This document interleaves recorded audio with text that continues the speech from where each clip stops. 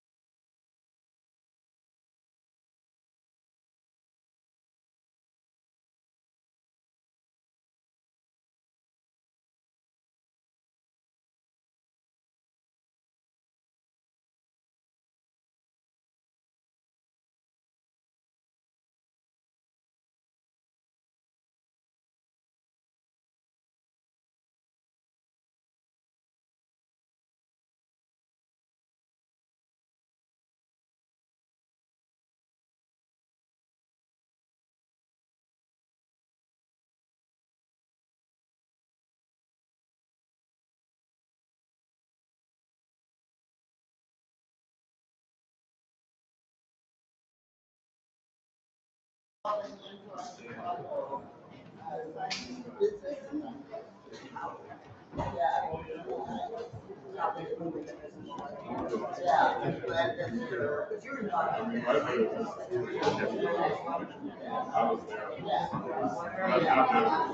everyone.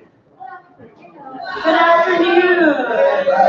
Can you hear me? Okay, great, wonderful. My name is Heather Sanger. I'm Chief of Staff for Senator Mike Simmons, use she, her pronouns. Thank you so much for being here for his town hall on housing and immigration. I do just want to thank the Swedish American Museum and Karen Abercrombie and her staff for welcoming us into this space to hold a public town hall. A few housekeeping items. So we are live streaming for folks who are joining us on YouTube and recording. If you would all please just silence your cell phones for us so that we don't have any interruptions. And restrooms are here to my left. There's water in the back if you need it. And I think that's everything I need to share. And without any further ado, I'll hand it over to State Senator Mike Simmons. Thank you so much.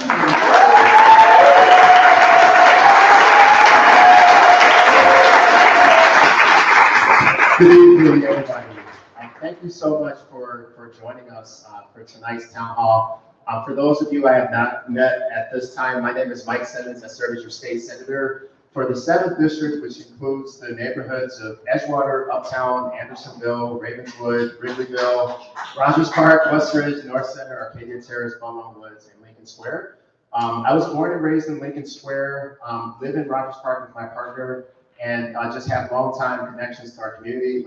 I lived in Uptown for 15 years until just last year, and so I just want you to know that I am deeply invested in our community. I see our community and our district as a bit of an extension of my own family, and so that is why I wanted to get us all together tonight as a 7th district community to talk about housing and talk about immigration, because there is so much that people are worried about right now and are nervous about, and so I wanted to just get you all out to talk in person about some of the things that I think are really just really important to lay down as a baseline right now. So let's first of all start with saying the obvious, that it's a really ugly time right now in our society and our country. Even I, as your state senator, have gotten to the point where I wake up in the middle of the night and I'm thinking about things that I'm seeing in the news and thinking of headlines or thinking of something that somebody has said to me on the streets that really just haunts me. And I think that's the experience that so many of us are having right now. This is not normal.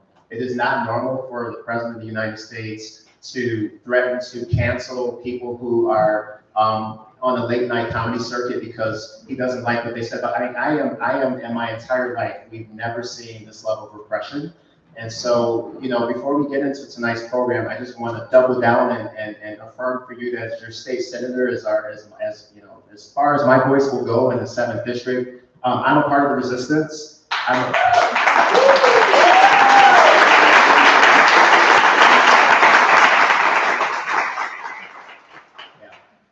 I'm a part of the resistance. You know, I come from a household where my dad was an asylum seeker from Ethiopia, came to Edgewater literally in the early 1980s to a private apartment 3 blocks from here. My mother was African American, had me when she was 18 years old. I grew up in a 3-flat just a mile west of here in Lincoln Square, in one of the first public housing buildings that were built in that community in the early 1980s, where my family integrated that community. And so I embody the resistance. Our district has been really great about resisting, and I want you to know that a lot of the legislation that I'm carrying, I think, is part of the resistance. And what I'm also really proud of in the state, this district, is that of the 50 bills that I've passed in the last 4 years, 50 bills that I've passed into law, half of them came directly from the constituent. Wow. So these are bills that have to do with housing, healthcare, transportation, transit, human rights, and a bevy of other issues that state legislators grapple with. I'm proud that a lot of the bills that I passed in law came from people who came into my district office in crisis because of broken systems and policy failures that left them without housing or left them unable to unify with their families in the case of immigrants and refugees, or to neighbors who are worried about cuts to public transit, Those are all the folks that we when they come to our office, we run with what they're telling us. We sit them down and we work on legislation together. So that's the work we're going to continue to do. And tonight's town hall, I think, will really show that. So let's start with talking about immigration and the ICE raids. So, the first thing I want to do is, you all by now understand relation to our region with Operation Midway Blitz. As of September 17th, we know that ICE has begun expanded operations in Chicagoland and the suburban areas, but there are no signs that the National Guard is being deployed to Illinois at this time. So I just want to make that crystal clear. As your state senator, I have not been briefed on any official actions that National Guard may be taking to come into Chicago. Just the blutterings of the person who, the President of the United States on Twitter, making threats to that effect. But I have reached out to several state officials to make sure I'm not missing any briefings. And if we hear of anything in my office, you will be the first to know. The other thing about our tonight's town hall is that we'll focus on housing, which is a really big focus area for me in the state senate, and is a very urgent issue in our part of Chicago. So we'll be talking quite a bit about that later on in the program. So first thing I wanted to say, and I really strongly believe this with every fiber of my being, I think that ICE ought to be abolished.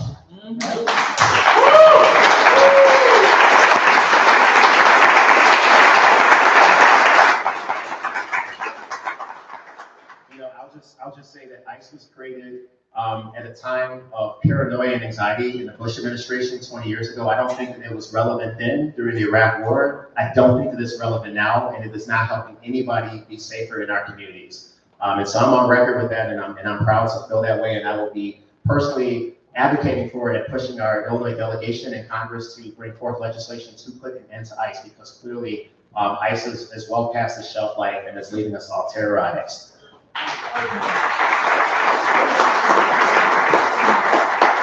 So I wanted to just talk through a few bullets so that folks understand a little bit about what's happening, what's legal, what's not, and what we can do to prepare our neighbors. So, the U.S. Immigration and Customs Enforcement has the authority to conduct enforcement actions depending on whether ICE seeks access to public or private areas. So in public spaces, what that means is that ICE agents are generally authorized to arrest, interview, search, and surveil individuals. This authority exists with whether or not ICE has a judicial warrant, and examples of that would include bus stops, sidewalks, parks, city hall, public areas, and libraries. In private spaces, ICE agents are not authorized to enter private spaces without a warrant. I'm going to ask you all to visit our table over here on the left if you would like an official brochure from my office that spells out these rights, because I think a lot of people are trying to understand what is legal and what is not, and some of the actions that ICE has taken thus far are not legal. They are unconstitutional. They subvert the authority of the legislative branch to do its job, and as I said earlier, it has just left our communities terrorized. So I would really like for you to take one of our pamphlets, and if you have neighbors who are immigrants, or you have family members who are immigrants who are afraid right now, I want to make sure that they understand their rights. And unfortunately, some of those communities don't feel safe right now engaging with local government or any levels of government, and I don't blame them. So I want to really lean on our community members to make sure that folks understand their rights, and we have prepared written materials so that folks will be empowered to do just that. The other thing I wanted to point out, and so far, is just, again, what is legal and what is not. The National Guard is a federalized agency which the President of the United States may only direct in limited circumstances, such as during an insurrection, an invasion, or other emergencies. They fall under the command of the President and operate as a federal military force. So in that vein, there is an obscure federal statute that generally prohibits federal military forces, including the federalized National Guard troops, from engaging in direct civilian law enforcement. That includes arrests, searches, and seizures, unless expressly authorized by the Constitution or an act of Congress, such as the Insurrection Act. So as we prepare to stay prepared for potential National Guard deployment somewhere in the Midwest, including in Chicago, what we've seen so far regarding the deployment of Los Angeles and Washington, D.C. is that it is not legal. While this section covers how Trump has invoked the law to mobilize the National Guard, it's important to note that President Trump and his cabinet break the law almost daily. So what I want us to understand is that we don't need to normalize this behavior. I think it's important to call it out. I think it's important to work with our local legal advocacy organizations that understand the law and kind of help us to put some of this together and make sure that every time we see these illegal actions happening, we empower ourselves and our communities to push back. You know, I'm really proud of one of my colleagues, actually, State Senator Karina Villa, just a couple of days ago. She represents. She's a really good friend of mine in the Dear Progressive in the State Senate. I can't tell you how many times we have shared tears late into the evening just trying to get the right thing done in the State Senate. But I was personally inspired seeing how she chased down ICE agents who should have been in her community, warning her neighbors, warning her neighbors not to come out of the house in English and Spanish. I mean, that is the kind of resistance, unfortunately, like our country is dying for that, is depending on that right now. And so, but it is not legal. And, you know, in order to federalize the National Guard in LA, Trump basically invoked Title 10 of the US Code to authorize the National Guard's presence in that city. You know, and the president may call into federal service members and units of the National Guard of any state in such numbers as he considers necessary to repeal invasion, suppress repression, or execute laws.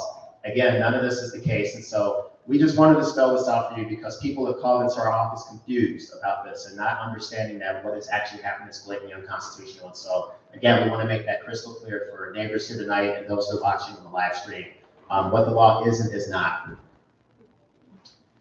Similarly, when President Trump sent the National Guard into Washington, D.C., it was the same scenario.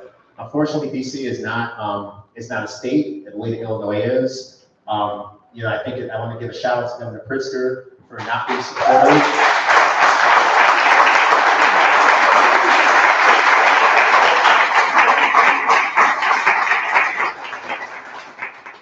I want to give a shout out to Governor Pritzker for pushing back aggressively and not making it easy for Trump and the National Guard to just come in here and break laws. Unfortunately, states that are headed by Republican governors, it's a different set of calculations with them. I don't think that the Trump administration wants to come in and have to deal with any potential lawsuits or litigation that our state would bring forth. And so hopefully that resistance continues, and I'm proud to be a part of it. You know, I want to also say that, again, I think it's important to kind of spell out some potential scenarios because we're, you know, living through chaos right now. An alternative scenario would be that the Texas National Guard might be sent into Illinois. Some of you have probably read about that as a potential scenario or at least seen it tweeted about. September 2nd, the Governor Pritzker reported that we have reason to believe that the Trump administration has already begun staging the Texas National Guard for deployment in Illinois. We also know that the governor of Texas, Greg Abbott, has denied reports that the National Guard members from his state will be traveling to Chicago. Again, just chaos. We don't know what is what.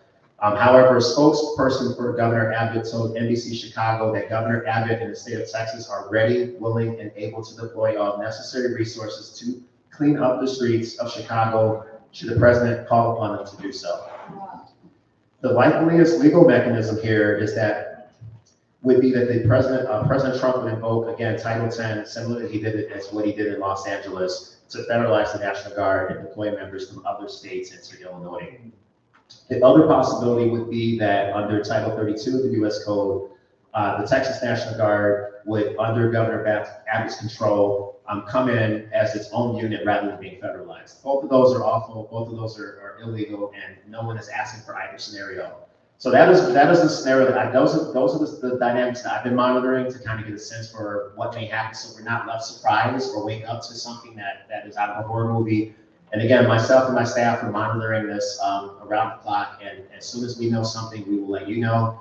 We've been in touch with each of our aldermanic offices in the last 24 to 48 hours to ask if there is any potential immigration enforcement activities in the wards that overlap with the 7th district.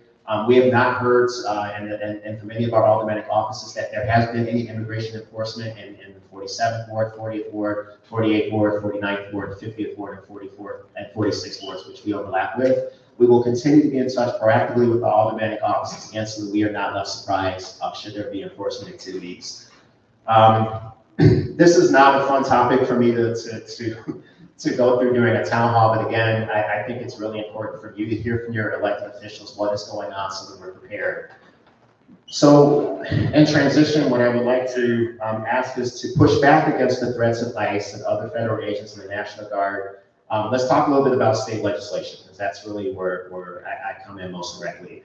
So I am supportive of House Bill 4086 that was introduced recently, and that will likely come up in the October legislative session, which would ban law enforcement from wearing masks.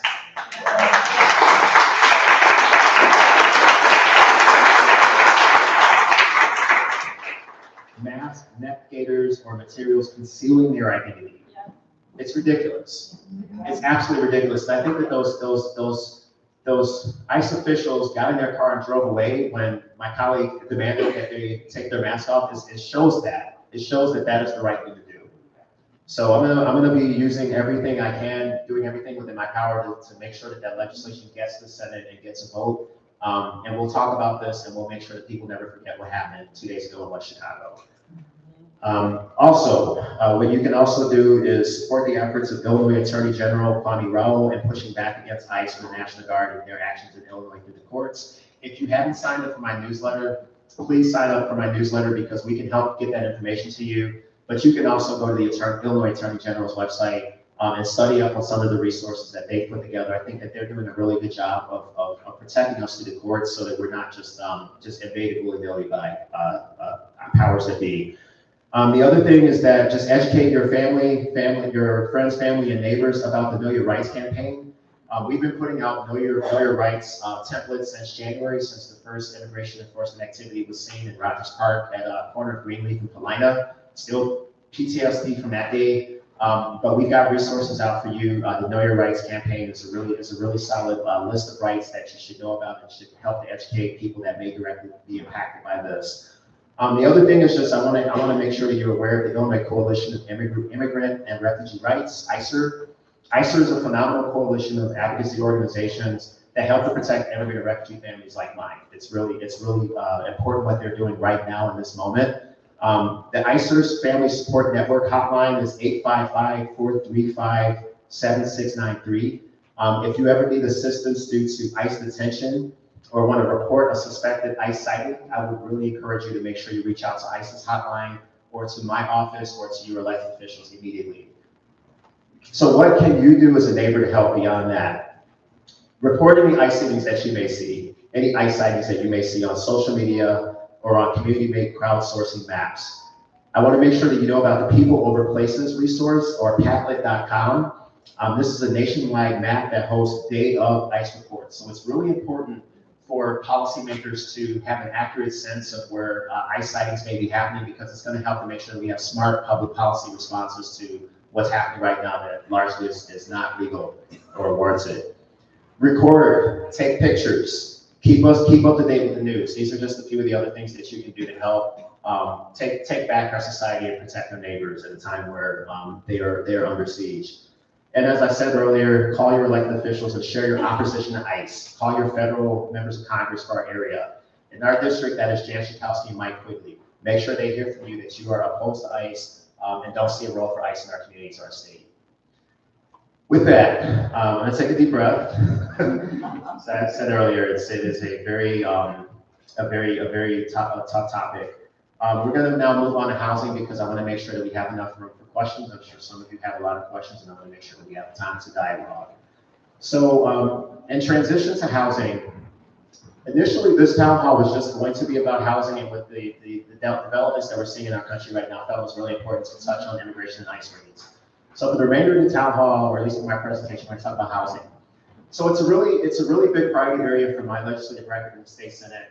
I think I mentioned earlier that I grew up in scattered site public housing in this community in Lincoln Square. So I have a lot invested in making sure that our neighbors can access basic housing, so that neighbors are not experiencing double-digit rent increases like a lot of our neighbors in places like Uptown, Edgewater, and Rogers Park are experiencing right now. I myself, in the year 2017, was displaced from an apartment in Uptown because my rent went up $400, and I had been living in the same unit for 9 years. So this has got to stop.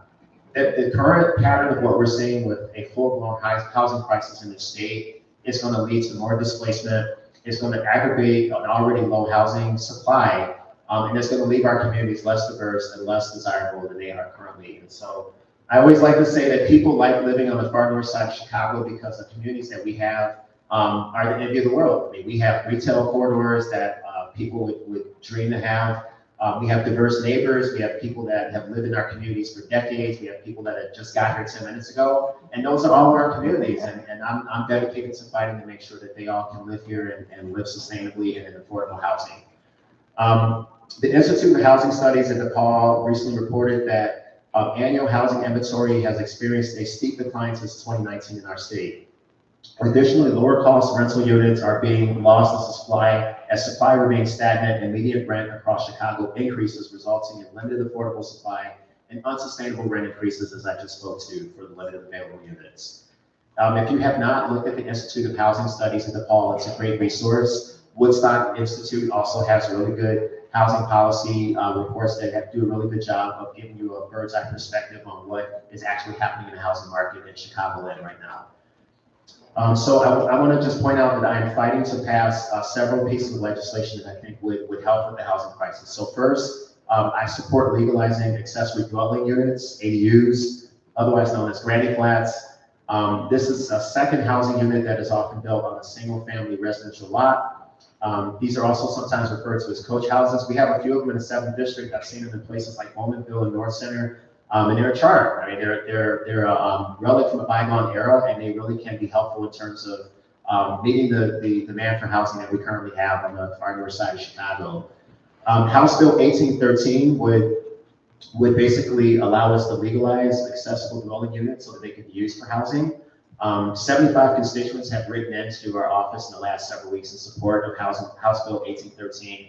And I just wanted to update you that I support this legislation, and I'm hoping that it will make it to the Senate for a vote as soon as possible.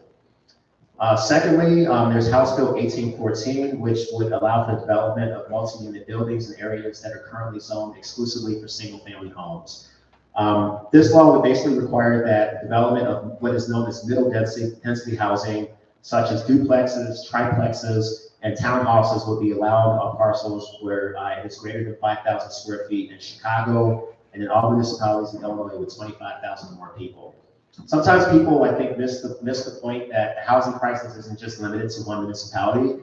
There are people in Chicago that would gladly live in places like St. Charles, right, in the Fox River Valley, or in some of our suburbs that have great quality of life and have great retail corridors. And people say that a place like Andersonville is kind of like a small town, or Wilson Avenue in Uptown is like a small town. There are suburbs that have those too, and we want people to be able to live in housing in all those places. It shouldn't be that they only can live in 1 or 2 or 3 communities. And so I think that bill is a systemic improvement to overall housing supply that we'll continue to advocate for and hope comes for a vote as soon as possible. And then I'm really proud to have gotten past the People Over Parking Act. How many here, by show of hands, are familiar with this legislation? Okay, that's a good number, yeah. So People Over, Connor Bishop.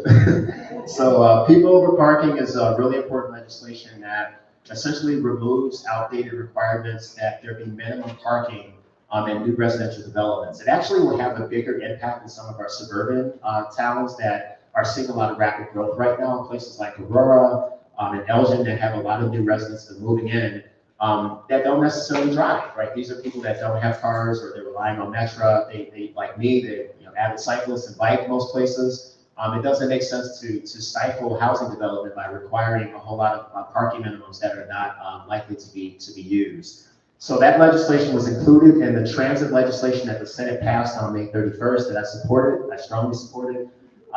It has not come up for a vote in the House yet, but we will continue to make sure that People Over Parking makes its way to the governor's office for his signature as soon as possible. I am also fighting against abusive corporate practices that hit renters really hard in our community with, as I said earlier, unnecessary fees, double-digit rent increases, burdensome move-in fees, and other expenses that oftentimes are just nickel and diming renters. And I want to also point out too that this is not about our mom and pop landlords. They, in my opinion, are not the problem. We love our mom and pop landlords. The issue are corporate private equity firms that are buying up whole blocks in Chicago right now. And even elected officials cannot get in touch with these people. A lot of them they don't live in our communities. They're not affected by public policy in our communities. These buildings exist for them to make a profit. And so we really got to step up our game in terms of the legislative responses at the state, city, and the federal level to get our hands around private equity that is buying up our communities. So the first legislation I want to talk about, and this one is a bill that I have put a lot of time into and a lot of capital into. It's House Bill 3564, the Rental Fee Transparency Act. This legislation would require transparency of housing fees on the first page of a lease. So the first part of this battle is making sure that when renters get ready to move into a unit, they disclose up front all the costs that are going to come with this unit, because people have tight budgets and they don't have a lot of time to go back and forth with a corporate entity online about whether or not they're going to get charged $150 for reporting a boiler that's out after 8 p.m., which we have some buildings in Chicago right now that are charging people to report safety issues that we would all want them to report. Why are we charging them to do that? It makes no sense, and we need to outlaw it. We also, in this legislation, are making it so that for security deposits, the total amount cannot exceed the first month of rent. For move-in and move-out fees, the amount may not exceed 20% of the month's rent, given this type of fee is non-refundable. So it doesn't make sense if someone is paying $2,000 for a unit to pay $500 on an unrefundable move-in fee, and they don't even know about it when they're looking at the lease and deciding if that's somewhere that they want to live. There are a few other provisions in that legislation. It bans at least 11 types of nonsense junk fees that are often imposed on renters, and even some of our corporate landlords would admit are junk fees. Like when I sat down and tried to have negotiations with them in the spring session, some of them literally looked me in the eye and said, "Yes, we know that this is about making money. Make your money, but don't nickel and dime our renters on fees that they don't understand, and don't pay for anything that they're actually going to use, and just improve your bottom lines." We also, in this legislation, a few of the banned fees include a fee for modifying or renewing a lease agreement, a fee for after-hour requests for maintenance safety, as I just talked about, a fee for travel required to complete maintenance work, or a fee for an in-person tour of the unit. These are all fees that don't make a lot of sense, and so you also would believe that this has been an uphill battle for me in the state Senate. This is legislation that Representative Nabila Syed and I are both working on, and it's been at times very frustrating at the lack of common sense on how to go about doing this. So I'm working to get that bill passed. I've identified it as my #1 priority for the veto session. I'm not sure we're quite there in terms of, you have to have 36 votes to pass a bill out of the Senate during a veto session. Normally that's 30. I know I have 30 votes. We're working to get those final few votes so that we can move it either to veto or as soon as we can in the spring session when we go back in January. I'm also working to pass a ban of credit scores being used for housing applications. This is really, an issue that is really relevant to our district, because we have constituents who call into my district office, and housing providers, by the way, nonprofit housing providers who serve them, who are telling us that people are being turned down from renting because they have no credit history. And it seems like you're creating a problem then that can't be solved. If a person doesn't have credit history because they haven't been able to have a credit card, but they paid their rent on time in their last lease, then why don't we just ask the previous landlord if that person paid their rent on time, and let's just let them move into the unit.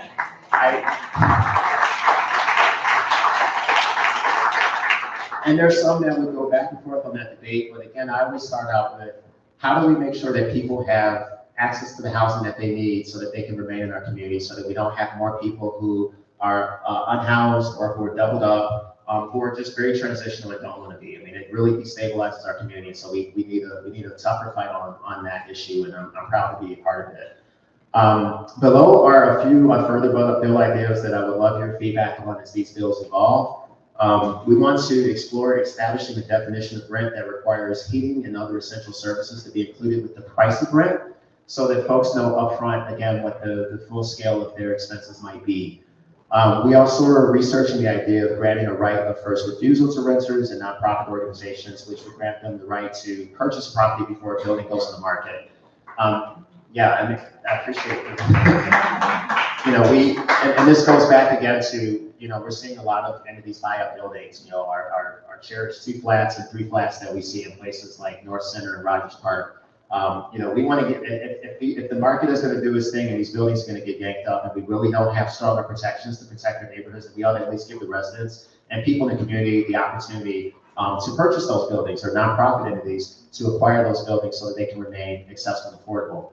I've been really proud to work with Alderwoman Angela Clay to preserve some of the buildings in Uptown where private entities have come in and basically bidded on some buildings where we've actually been able to identify a nonprofit housing provider that's able to stabilize the building and make sure that community of Uptown remains a diverse, accessible place for all of us.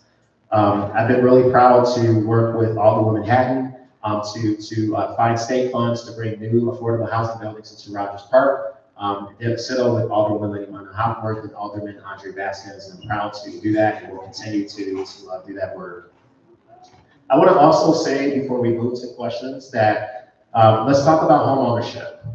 So, we often hear from a lot of our constituents that they are unable to buy their first home in our community, or they already are, it's a daily chorus, or they own a home that they can't keep because they can't afford to do the upkeep on the properties. A lot of our buildings in our district are really charming, older buildings that need an awful lot of upkeep and maintenance. And if folks are middle income and can't afford it, they oftentimes have to move and sell the properties even though they don't want to leave our communities. So I think that elected officials have to pay more attention to this, and I certainly am doing that. The reason that we have a lot of legacy buildings and long-term residents in our communities is because we have legacy businesses and small businesses that people have come to know in our retail corridors all across the 7th District. And it's not an obtainable reality. People can't even afford to buy a home here, let alone a building to be able to run a small business. So home ownership should not be a privilege, and I'm looking for ways to help folks become first-time home buyers. And I'm currently incubating legislation that we could bring forth in the spring session that would achieve that as a policy goal. I want to invite you and folks listening to be in touch with my office if you have ideas that we should be thinking about in the state Senate that we can run with and to make this a reality for our communities. There are a few resources that are currently on the books. The Illinois Housing Development Authority offers home buying programs, including financial literacy and pre-purchase counseling, down payment assistance, and mortgage options. I've been proud to support funding a lot of those programs, but I don't think that that's enough. I think that we really need to move the needle a little bit more dramatically on this issue right now. The U.S. Department of Veterans Affairs offers home buying assistance for active service members and veterans. We have a sizable veterans population in the 7th District, and then we're trying to help them and others that need housing and want to be able to buy their properties. Finally, sorry, I don't usually say so much, but there's so much to get through tonight, and I'm a little dehydrated, so we have some water. I wanted to quickly talk about 4 bills that I think are important that we have passed into law that directly respond to the housing crisis, and then we'll go to questions. Senate Bill 2013 was passed in the 103rd General Assembly last year. It was a bill that I brought forward. How many of you remember reading about the seniors that passed away in affordable housing in Rogers Park during the heat wave in May of 2023? Probably read about that. And that, by the way, is indicative of climate issues that we're having. I think about this very much in terms of the environment and destabilized weather patterns that are leaving people who are lower income a lot more insecure in terms of having access to heat, AC, and the things that we all should have as human rights.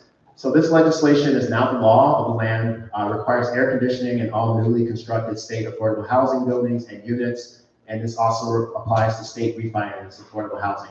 I know that sounds really in the weeds, but the time to make things like this happen is when developers come to the state and they want subsidies, they want incentives. And so this is really a systemic way to make sure that newer affordable housing buildings that are built humanely, and frankly are built for a time when it's getting hotter and weather's a lot less stable. And every summer for the 4.5 years I've been in the state Senate, we've had a big heat wave through the summer that was dangerous.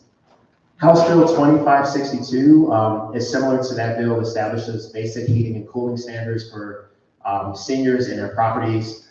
Senate Bill 1484 creates a new cooperative housing fund. Really proud to have worked on this legislation, and we were able to set aside funding year over year so that there is $5 million that's available through the Illinois Housing Development Authority to create new cooperative housing.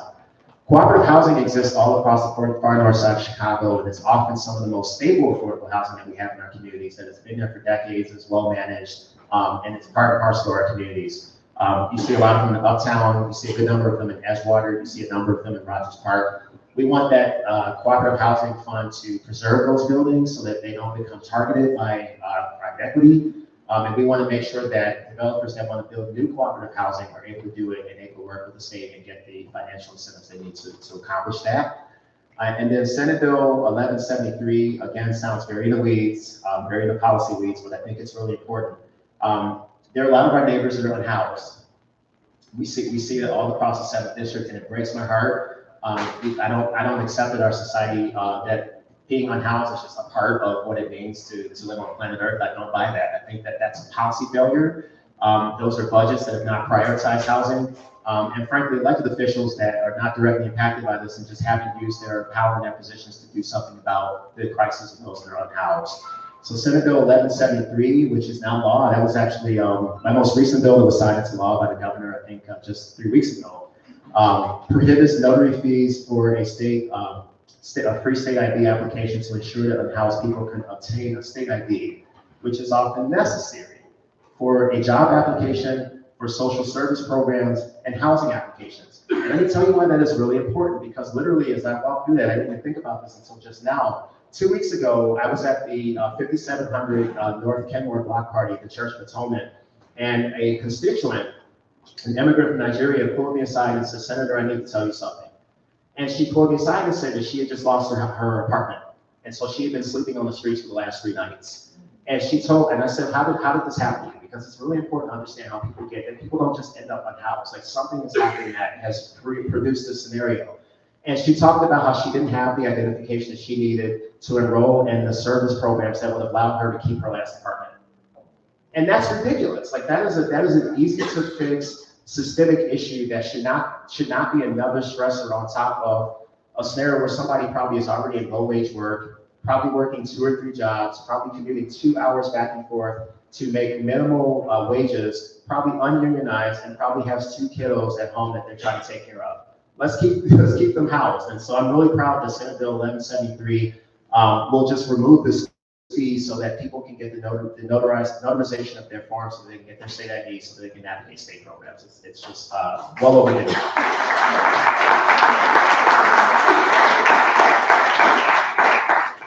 And again, I mean, this is not an idea that I just sat in my office and came up with.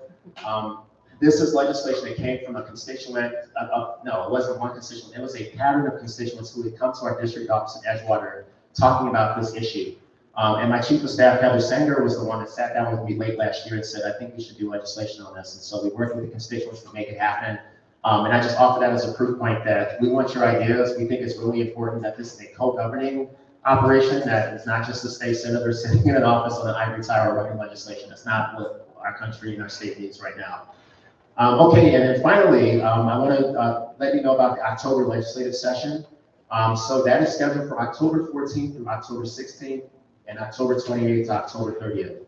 I'd like you to call into my office with any positions that you have on any legislation that is pending.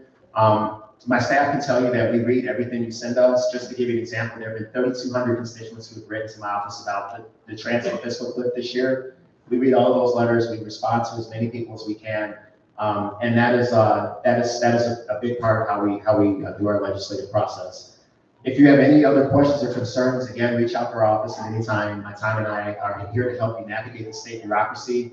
I know that the state agencies are not always friendly to our constituents, especially those that are on hard times. Call our office. We are there to use the position that we have to push these agencies to do what they're supposed to do for our neighbors.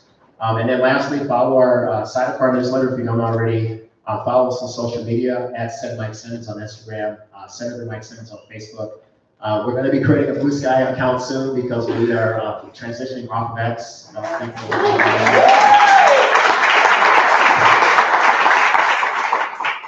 with that, I will hand it over to questions now. So whoever would like to ask a question, just put a call in there and we'll get to you.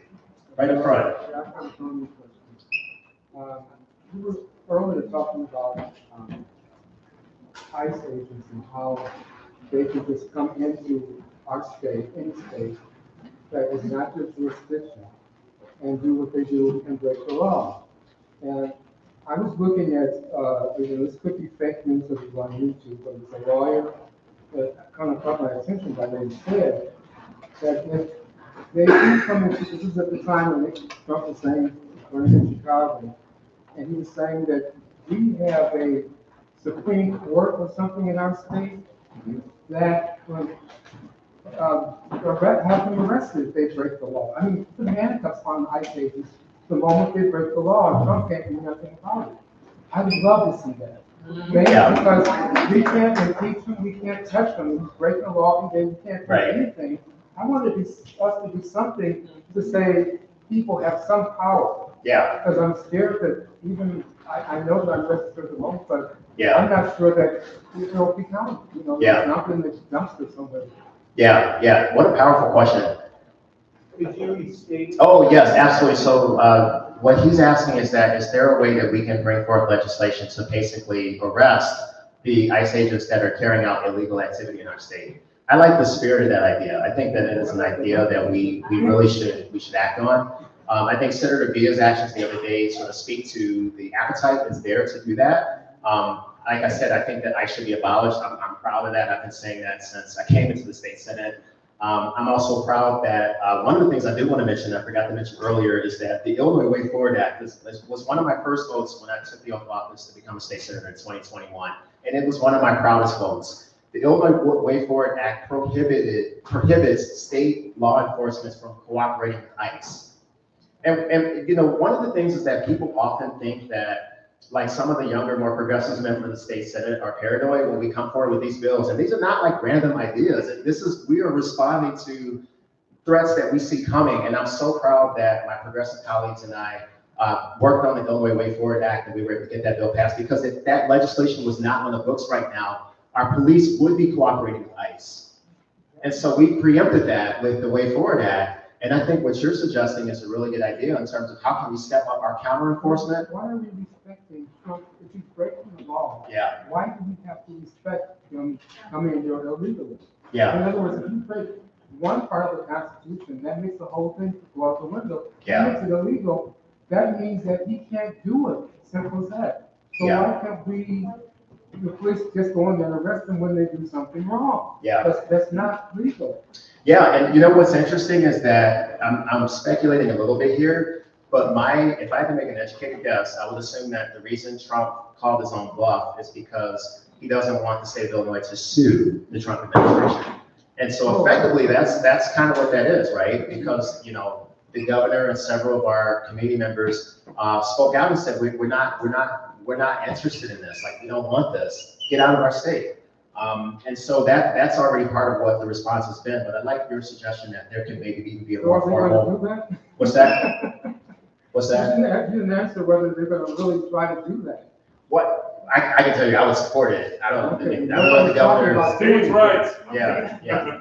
But I think I support counteroffensive legislation. I think the Way Forward Act is part of that. I would support legislation to, counter arrest ICE agents that come in. I think is essentially what you're suggesting. And so I'm open to that. Grab some power back. Yeah, and this is what I'm saying. Like, if you all have ideas, like, this is a good time to kind of put some of those ideas out, because I am writing these ideas down, and we will give some thoughts to that. Right here. I like that version of states' rights with that. I can get with that. I was going to say, from the state level, in regards to, because I grew up on the west side, but I live on the north side now, I'm an adult at least, and I moved up here for the same reasons you brought up, actually. I'm a lifelong Chicago. Yeah. But in regards to rent, like, not going off the deep end, because I love uptown for what it was, especially the pictures of the 70s, the 80s, especially the 90s. And, like, when it comes to, like, a cap on, like, rent increases, is there any, like, rent control? Is there anything on the state level where you could put a stronger foot on rent control? Yeah. Like putting a cap. At the same time, you get these companies buying up all these properties. Any way to tax the shit out of them, basically, just to benefit the working class in that aspect. Yeah. Also. The answer is yes. Okay. So there are so many ways that we can crack down on the private equity gazillionaire firms that are trying to buy up all of our neighborhoods and all across the country. This isn't just happening in Chicago, it's happening in New York City, it's happening in San Francisco. Like, there's a concerted effort to buy up properties in desirable markets. And Chicago obviously is a place that people, we have great architecture, we have great amenities, we're right on the lake. So I do support rent control. I'm on record supporting rent control since day one.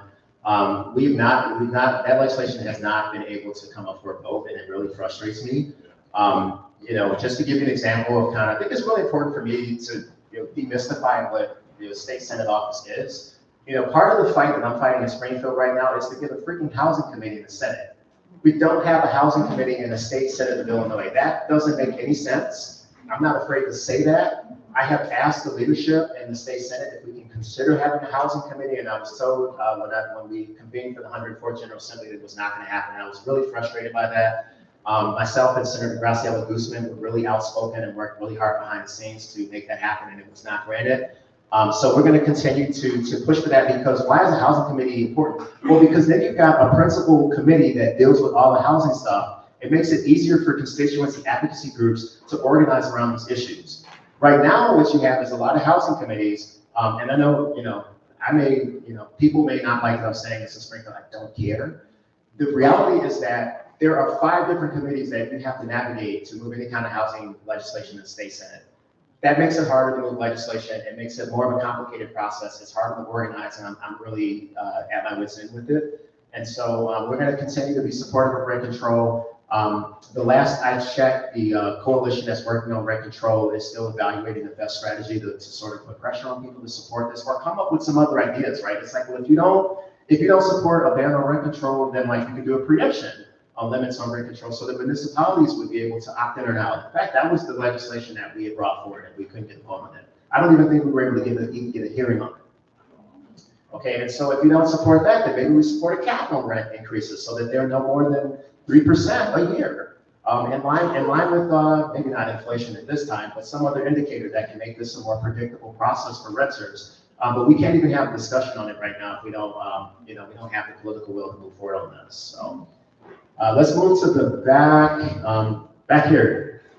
I'm a mom and pop landlord. Okay.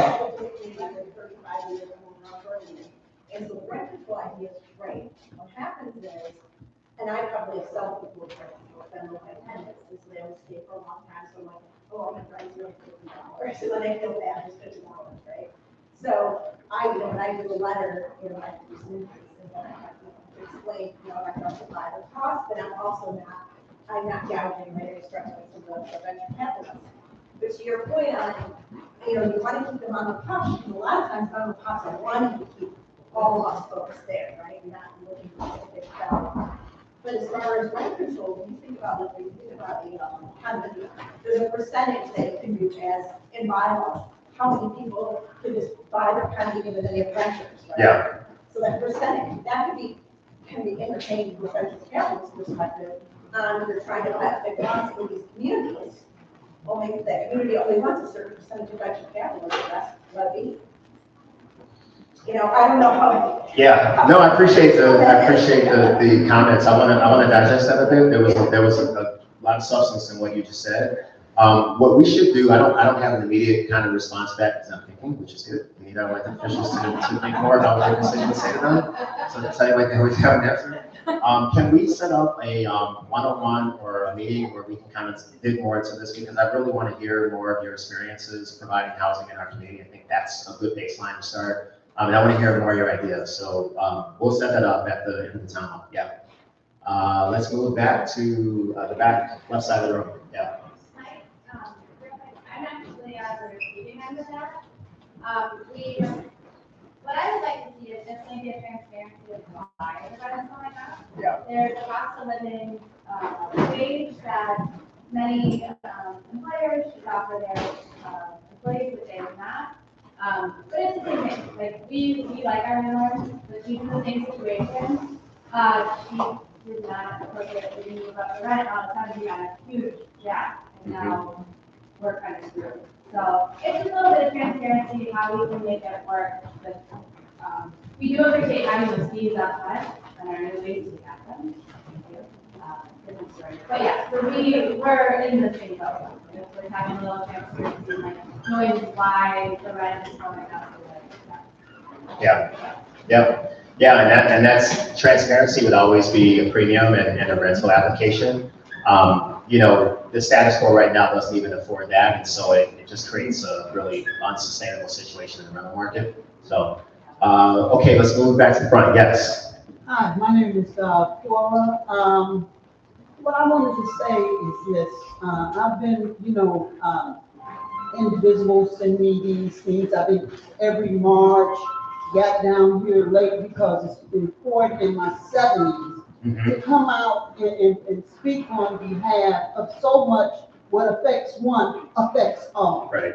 We're out there, we're marching, we work as voter judges, we do everything we can, and the least that we expect, even from people as yourself, to be the voice of us, to fight for us, whether it's for housing, whether it's when we go out on the marches. We're out there for people who are afraid to come out there because ICE is going to arrest them. So we must stand in the gap against fear, because we do not fear ICE. How are you going to come in our house and tell us how to run our house? I'm so sorry, I feel sorry about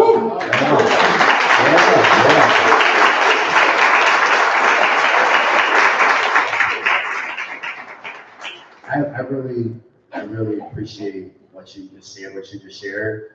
I think it's so important, and the way you said it, that people hear it and understand that that's the data point in our community, and a pretty potent one, a pretty powerful one, and it's one that I share. Right? I'm not afraid of ICE, and I know I'm a state senator, but still, I'm not afraid of ICE, and I don't want them in my district. I don't want them in my state. I don't want them anywhere in the country. I don't think that they have a role to play. And so I appreciate that you're a part of that mighty resistance. We need that right now.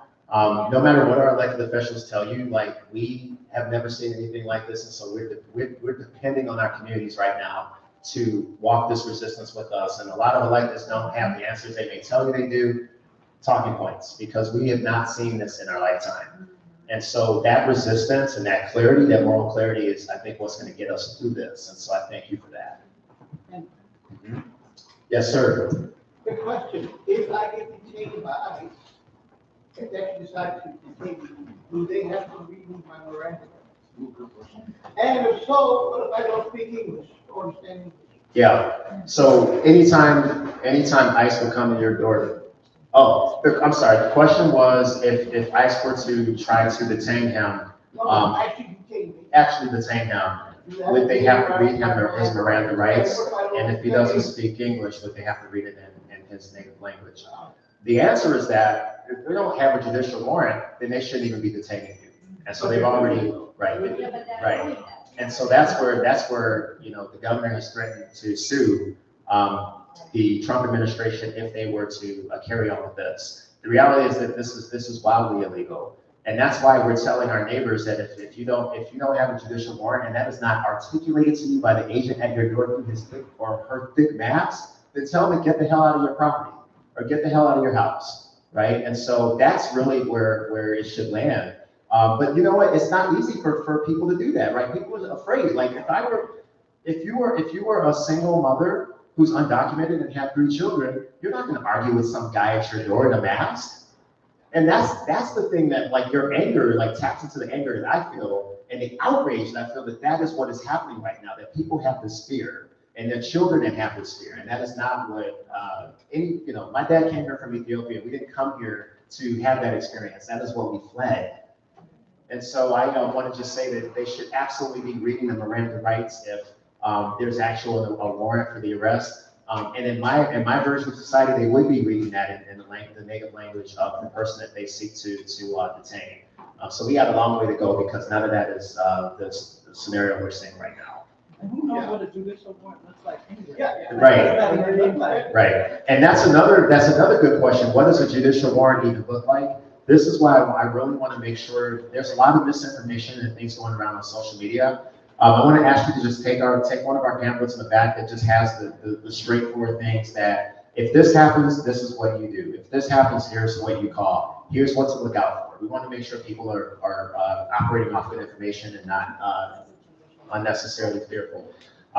Excellent staff just brought forward what an actual judicial warrant looks like. I'm actually going to pass this around so folks can take a gander at it. That is what a judicial warrant looks like. Ideally, that is what under the law would actually be shown if the ICE agent actually had a warrant, but we haven't seen that. ICE has Zoom calls for like ICE watch and training how legally the ICE Yes. ICE, so that'd be good. Yeah, thank you for that. The organization I mentioned earlier, the Illinois Coalition for Immigrant and Refugee Rights, ICER, make sure you check out their website. They do regular Zooms and meetings, sometimes in partnership with my office and others, where they're educating folks like you how to navigate these situations. So we don't want you to figure it out by yourself either. We want to make sure that you are plugged in with the right organizations that have like really smart lawyers that will tell you exactly how to navigate these unfortunate situations. Let's go back here in front. Yes. I've heard vaguely about these rapid response teams where people can sign up to report ICE activity or be told about what's going on in the neighborhood. Mm-hmm. Do you guys have that, and can I sign up for that? Yes, absolutely. So she's asking if we have some resources around rapid response. And the answer is yes, we do. That is part of our knapsack that we have over here on the table on the left right now. We have something for the rapid response. Yeah, we have that in our materials. So encourage you to sign up, encourage you to take those materials. And if you don't have a question answered in what we provided, pull me aside, let me know, or my staff, or call our office, and we'll update it. How does that work, basically? Which particular scenario? I mean, if you sign up for rapid response, what are you getting into? How does it work? So my understanding is that you're being empowered to take above average actions if you see some illegal enforcement activity. So there are a whole lot of different scenarios that may play out there, from making your home a place where people can be, to providing transportation. I mean, there are an infinite number of ways that you could basically deploy yourself. You know, I want to actually look at the resources, because there are a whole permutation of different things that we could do. I'm talking with my staff right now about how we can use my Senate office as a part of rapid response, where people understand exactly what our office is there for in terms of helping people to get housing, helping people to do family reunification, and all the other things that might be a part of the process, if needed. Yes. We live in Rogers Park and we live at the beach. Okay. And we're seeing more and more of these tents up. Some of them have got mental health issues. Mm-hmm. Some of them actually have jobs, but they're growing. We started off last summer with, I think, 2. There's actually a new gentleman moving in right now today, but I think we're up to 8 in Loyola Beach Park. What's your view on that? My understanding is social workers come through there. Mm-hmm. They offer them housing or places to stay, and they refuse and just want to stay in their tents on the beach. Yeah. It's obviously growing. We've gone from 2 last summer to about 8 or 10 right now. Yeah. So I appreciate the question. What's your name again? Dan. So he's asking kind of what my view is on some of the encampments of unhoused folks that are in different parts of Chicago, and it sounds like this situation near Loyola Beach. You know, there's a whole lot of ways I want to respond to that. So first, I think that we must be providing more resources for social services, mental health, and permanent supportive housing. I've been really proud to help secure $90 million in state budget to the new Illinois Home Program, which is meant to cut homelessness down over the next 5 years by providing access to permanent supportive housing, construction of new permanent supportive housing units in the next 10 years. Just to give you an example of what I mean by that, Sarah Circle in Uptown was an example of permanent supportive housing, where you have housing that's built for women who are unhoused, that might have children, and who just need a place to stay that's well managed with social services and access to mental health, job training, and all these other things to help people build back up their lives. So that is the thing I think is most urgent, is that we haven't seen that level of commitment in terms of our state and federal budgets. And under the Trump administration, this is getting worse. Not to get into the weeds, I'm sorry to do it again, but in the federal budget bill that passed on July 4th, I know it's known by another phrase that I don't like to use, that legislation cut emergency housing vouchers by a factor of 6. And that is going to directly lead to there being more unhoused people all across the country. You can see that coming. I mean, that scale of a cut is going to be hard for state and local governments to head that off. So the commitment is still there to build new housing, and the state Senate, as a member of the Senate Progressive Caucus, I've been fighting very aggressively for progressive revenue Myself and some of my Senate colleagues introduced 25 pieces of legislation that would tax billionaires, that would tax off-shelter tax havens, and a number of other proposals that would help the state of Illinois bring in well over $1.5 billion to fully fund transit, to fund housing, to address the pension crisis, and a number of other things that we're not going to just be able to sort of shake off. Some of my colleagues need to have a little bit more courage on this. I mean, they talk about there being a housing crisis, but they don't want to vote for revenue so that companies like Amazon and Facebook would pay their fair share so that we don't have people living on the street. I mean, it just, to me, is such a straightforward proposition. And, you know, that's really where I am right now on that. Like, I don't want to see anybody living on the streets. Like, that is not a tenable situation for anybody. But I also, and I want to be honest about this, I don't support law enforcement or the state coming in and pushing people out, right, without offering them services or some other pathway to housing. And so that's a very difficult place. That's a really difficult place to be in. And I also don't think it's fair for you or neighbors that live there to have to experience that, because I don't think you want to see that either. And so again, I think the answer is that we really have to step up our funding and policy around housing. And this just comes back to priorities that have been underfunded for decades, and it's time for our state to have a reckoning on it, honestly. Let's go back to the back right there. You. Yeah. I'm sorry, one more time. Is that what you see in government funded building under the new administration? What do you see in what government funded building? Yeah, so that the federal budget bill that passed on October 4th cuts housing choice vouchers, cuts funding for emergency housing vouchers, which are the principal tool that municipalities are using to get people off the streets and to transitional housing. And so that's going to have a deleterious effect on our housing supply. You know, there are a number of policy reports that have been written on this recently. We've been following this really closely. I think the Federal Reserve even put a report out recently on this topic. So, you know, it really is, again, going to come down to, I think the state of Illinois is going to almost be forced to reckon with some of these social issues that the federal government has pulled the rug from underneath us at such a scale that we're going to see an increase in the unhoused. We're going to see an increase in people in emergency rooms who've been kicked off of Medicaid, who are going to fall through the cracks.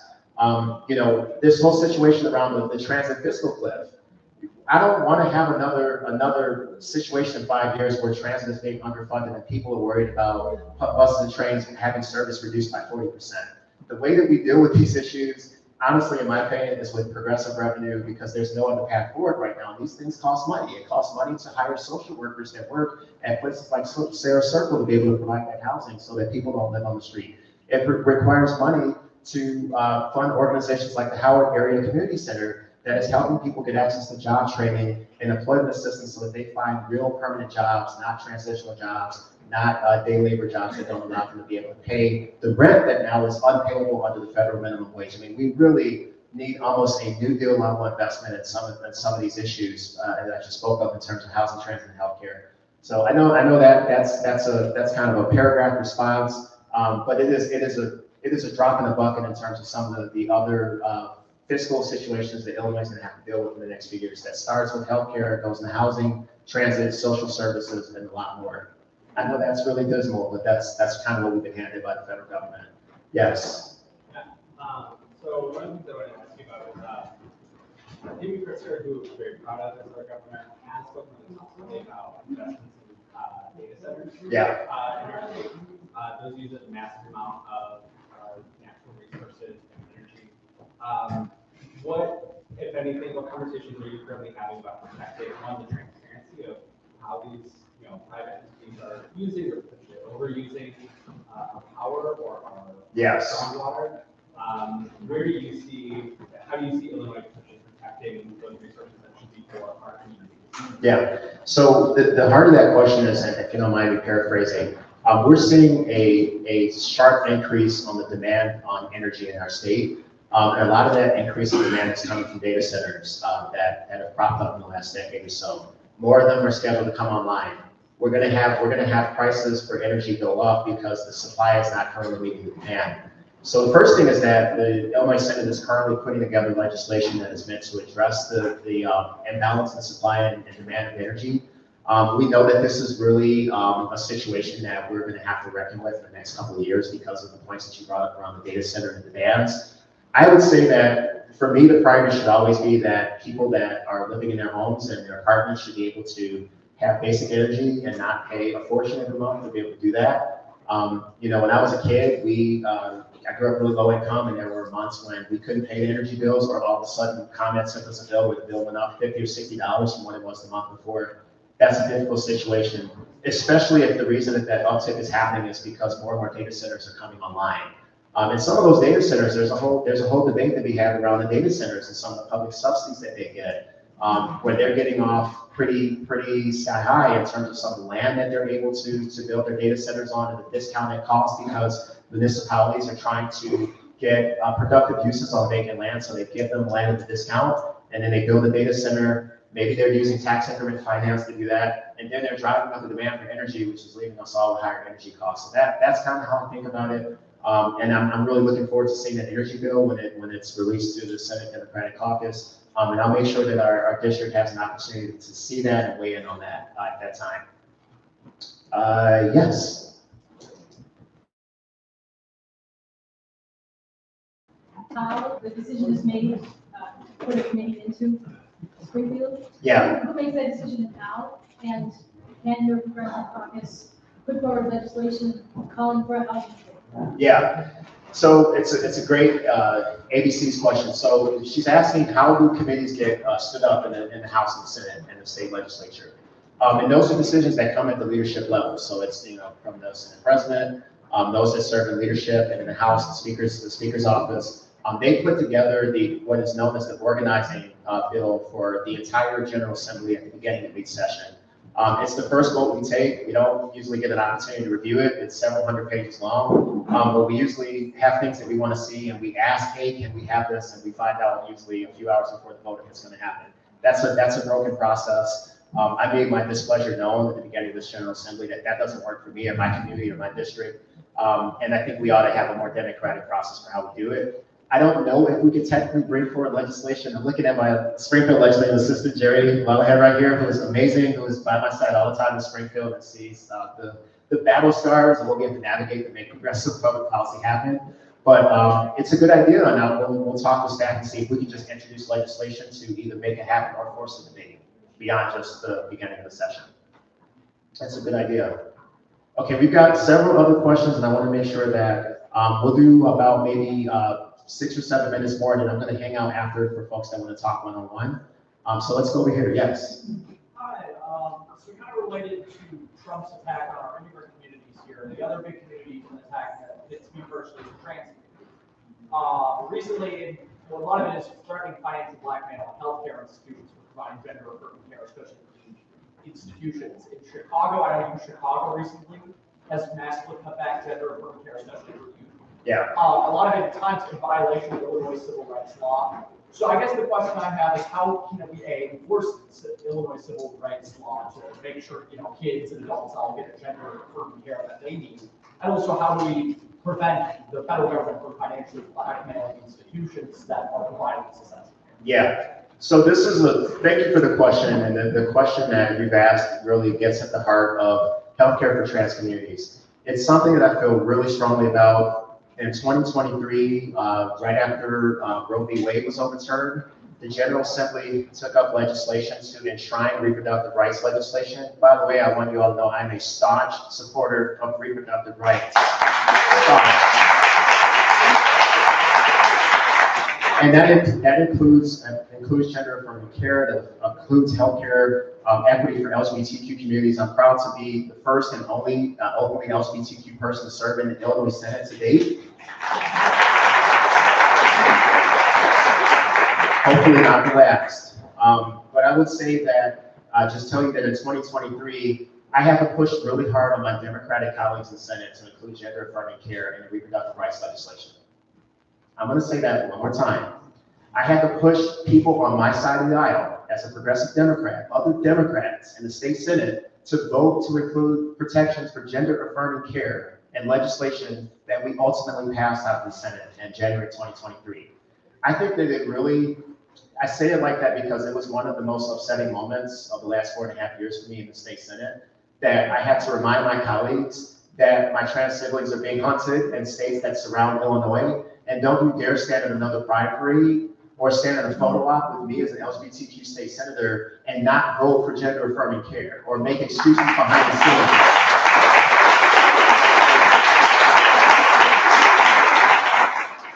And so that was effective. You know, I called our advocacy organizations, our trans-led organizations, and we organized kind of a little mighty resistance. I remember the Saturday and Sunday of early January of 2023, lighting up the phones, getting all of our community organizations, even Chicago Therapy Collective threw down on this. They're right here in Andersonville, and we made it happen, and I'm proud of that. Now, the other part of your question is the Trump administration is basically blackmailing local hospitals and healthcare providers and local governments and saying that you cannot provide gender affirming care if you want to continue to receive federal funds. I consider that to be an affront to our state. It is an affront to the decision that has been made by Congress as a duly established part of the government under the Constitution to write laws and to appropriate funds for local communities, that the executive branch headed by Donald Trump would blackmail our localities on this issue is a disgrace. And I think it should be named as such, and I think that the resistance needs to honor that it is an affront to our rights and basic healthcare, which is a human right for all, including our trans siblings. I feel very strongly about that, and will continue to be a strong fighter in the state Senate and Springfield and here in our district on the subject of trans rights and trans healthcare. You know, it really is. I was really upset that some of our local hospitals earlier this year stopped offering gender affirming care. And I'll tell you, I called a lot of them pissed. I called them pissed and I said, what are you doing? Like, what are you doing? What is this about? No communication to any of the local stakeholders or elected officials that you're doing this. And I think I know why. Those were some really awkward conversations. And I was proud to be the one to make some of them uncomfortable, and will continue to bring that tension on an issue as elemental as this for our community. Yes. So you said earlier that we should report ICE officers when we see them, but I've never seen them before, so how do I know what they look like because they describe them with police officers, and also who would I report them to? Yeah, so she's asking, you know, what if ICE agents are undercover or not wearing outfits? How would you actually know that they are ICE? I think that first thing is it's a really good question. I want to make sure that we consult our resources on that. But what I would tell you is that ICE agents are not supposed to be performing this performance of, my staff is holding up the. We got little magazines on how to identify these. There we go, okay.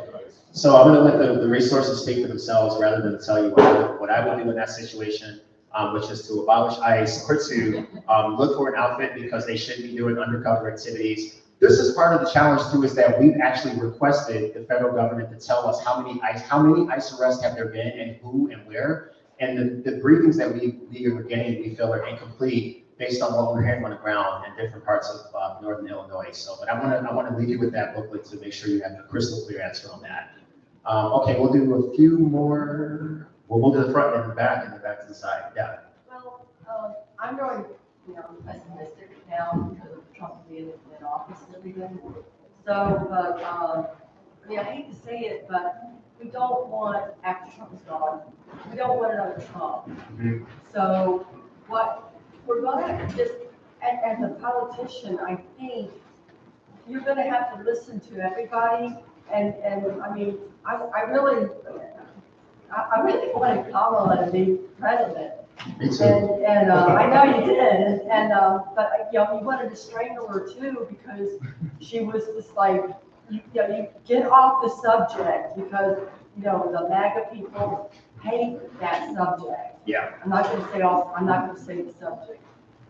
So I just hope you realize that sometimes we have to get off that subject to maybe not have another, you know, like a Vance, J.D. Vance in there. Well,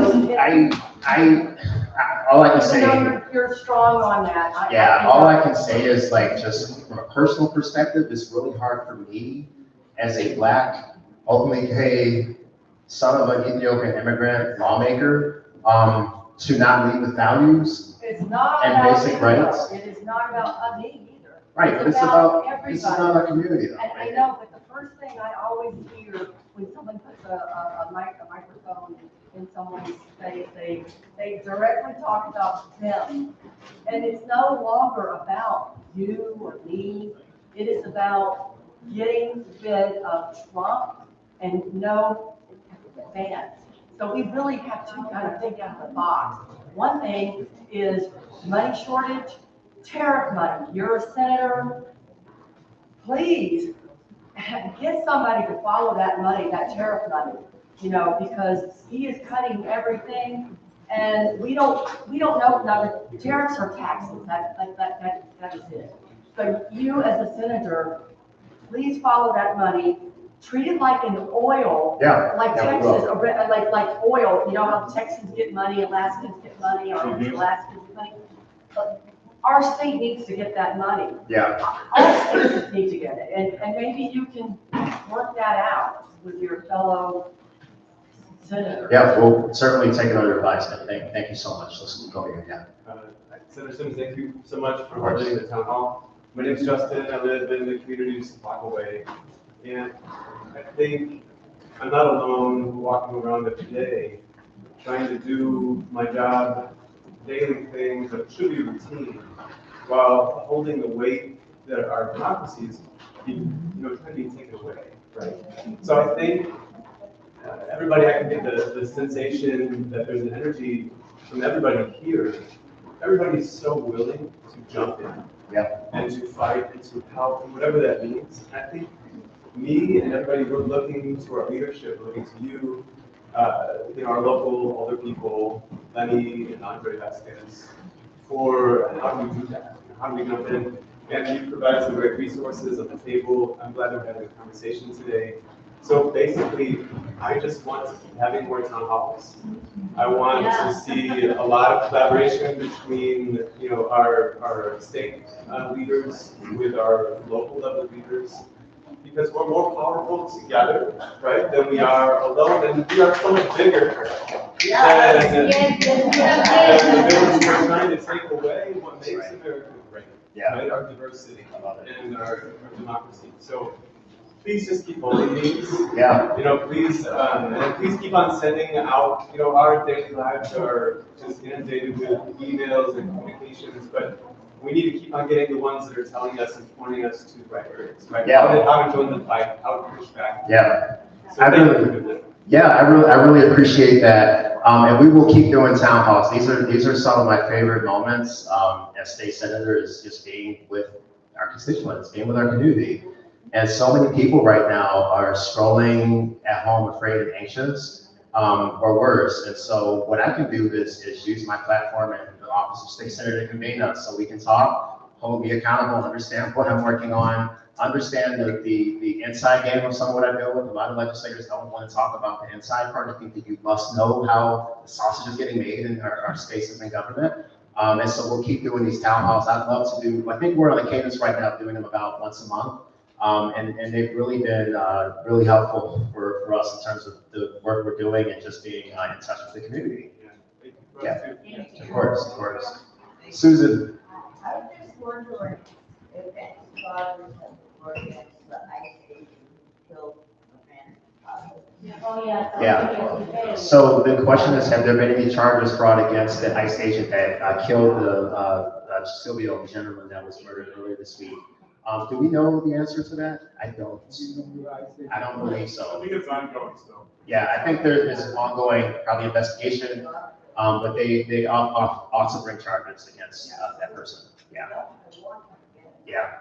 Okay, we got a couple more minutes and then we'll, right up in the back there, So just a couple days ago, a UN commission found that Israel committed genocide in Gaza. Currently, the state of Illinois is legislation on the books that actually shields Israel from financial boycott by requiring state pension funds divest from any company that chooses not to do business with Israel. I know there's been legislation introduced to overturn that bill. I was wondering if you're supporting that, or what you think the progressives in the Illinois State Senate and House should do to stop Illinois from being within this genocide. Yeah, I would need to look at the legislation. I have not seen it. So let's talk after. Let's get the bill number. I don't know where the Progressive Caucus is on the bill, but we can find out. Yeah. Let's take 2 more questions and then we'll do some. Go ahead. I was actually hoping to. I'm sorry if this is a little woolly, but I really wanted to speak to the housing issue specifically for a second, and just, I guess, put out there that there, I guess I'm curious to hear more about the cooperative housing in particular. Yeah. I want to emphasize that like middle income housing and like affordable housing as we currently understand it is not going to make up for the like commodification issue that the private equity is bringing in. And so there really needs to be some form of public or social housing that will actually create a floor so that like this doesn't continue to just hold those small mom and pop landlords to like higher prices. Yeah. I know that on the federal level, there's a fair cloth amendment which prevents there from being housing. I'd be interested to hear. I mean, I don't know anything happening on the federal level. Yeah. But also, I guess I'm curious to know if you know anything of any restrictions like that in Illinois, or if there are potential funding happening. Yeah, that's an excellent question. Just a quick paraphrase. The question is around federal prohibitions. The fair cloth prohibits, you know, a bygone era. It's awful senator from North Carolina who was Republican and hateful of people who were for it, honestly. That puts all kind of restrictions on housing choice vouchers. I don't know of any restrictions like that in Illinois. As long as I'm in my seat, I won't let any bill like that move forward. And to your more elemental question, there has not been a serious commitment to public housing or social housing in our country since Ronald Reagan. There hasn't. I think that, you know, I was born during the Reagan era, so I don't remember it. I think I, as a person that grew up in public housing, lived with the relic of the awful conservative ideology of the 1980s that criminalized poverty and criminalized poor people and ripped apart poor families and kept them from finding jobs and kicked them off food stamps, kind of like we're saying now with the current federal budget bill. I think that we need that. We need that at the state level. And we're not going to have that if we don't have a housing committee to even have the debate or the discussion. We gotta have the revenue, the progressive revenue, to fund the kind of investment in social and public housing that really would help us to eliminate a scenario where people are unhoused, eliminate people being doubled up and bundled up, eliminate a situation where young graduates in our communities are paying 50% of their income to rent. None of this is tenable, and so I'm pretty idealistic and visionary on everything, and especially housing. I think with my life story, like I can afford to be a little hopeful on the topic, and think that we are going to have to continue to push on this. And so I appreciate you bringing that question up. Yeah, let's do one final question. Of course, David Zelson gets the final outro. I was just going to say very briefly that Chicago is one of 2 American cities that has now passed both an ordinance and funding to stand up social housing. We are going to be one of the first experimental cities doing social housing in the entire country, hopefully modeling it out for the rest of the country. There's a lot of work to be done, but there are some mechanisms in place. I'm happy to think of some more, but there are some nascent efforts. Yeah. So before we adjourn the town hall, I just want to point out that David Zolson is one of our key constituents that we co-govern with. We met early when I came to the state senate in 2021. David has my cell phone number and would call me a lot about housing issues. And we just decided, we've written at least 2 bills together, one of which is SB 1892 that removes the requirement that people who are disabled or who are seniors have to keep recertifying that they're senior or disabled to get access to free and reduced transit. Just basic legislation like that that's just making life easier for a lot of our neighbors. So we like to co-govern with the community. I hope that you'll continue to be in touch. We'll do another town hall, I think, towards the end of October. Watch my newsletter. We'll put out a date and location for that, as well as a topic. And if you need anything else in the meantime, just reach out. So thank you so much. I'm going to hang out for folks in the chat.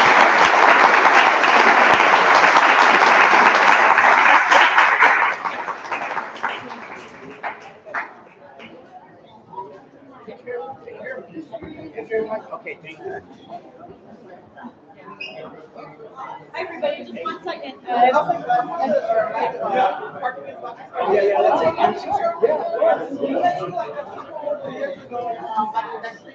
I thought you were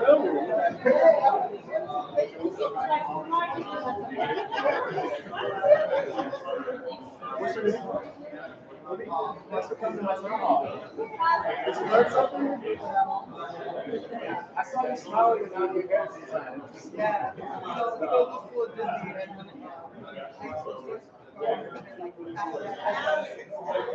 when Disney, there's 50 million kids there. Parents were bringing their kids, really, really sad. Starting to go back a little bit, but still. Thank you so much.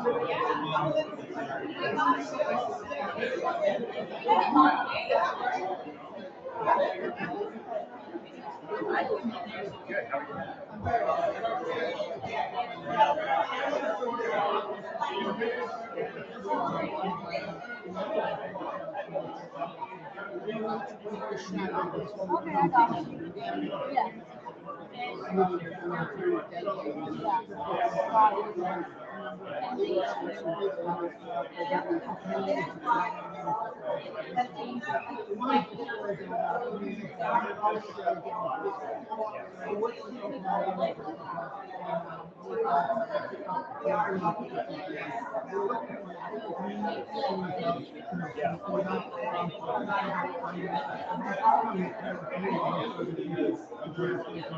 Yeah.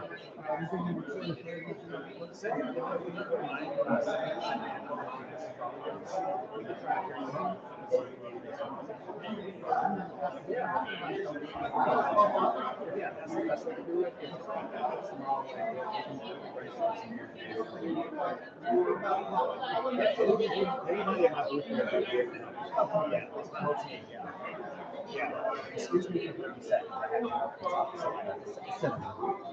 I have to